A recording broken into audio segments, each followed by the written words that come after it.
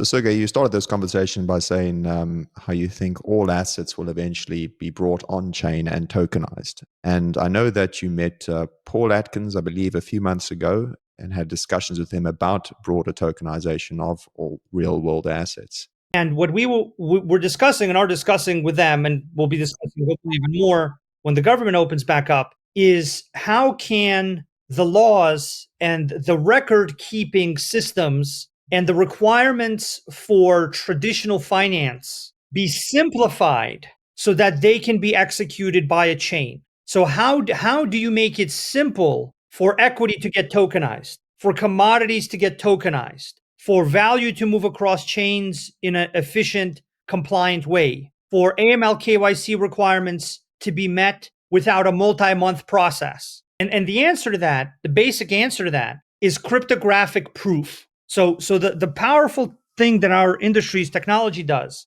that blockchains and smart contracts and oracles do, is they provide incontrovertible, immutable proof that something happened. And what oracles do, what Chainlink does, is it allows that proof to be about things outside of a chain. But now what we can do is we can put the information on chain one time and everyone can check it from that one time. And so they don't need to re-verify the information. And that's actually extremely powerful for the financial system and for regulators, because the regulators can also check that piece of information. And they, for example, don't have to request it from anyone. So the world we're going towards constructing here is a world of smart contracts, tokenized assets, and various proofs. And actually, this is very beneficial for society and for regulators because it makes their job a lot easier, not harder, because they can look on chain and see that this transaction is completely fine.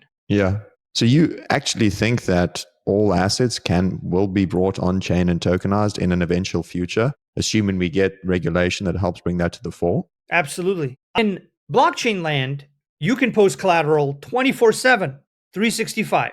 That in and of itself is huge value, not to mention the yields that are better on chain than they are off chain. So I think fundamentally there is just so much really raw economic value from having a tokenized version of an equity or a commodity or a fund that it'll become the preferred way to issue, to hold, and to manage assets, all assets.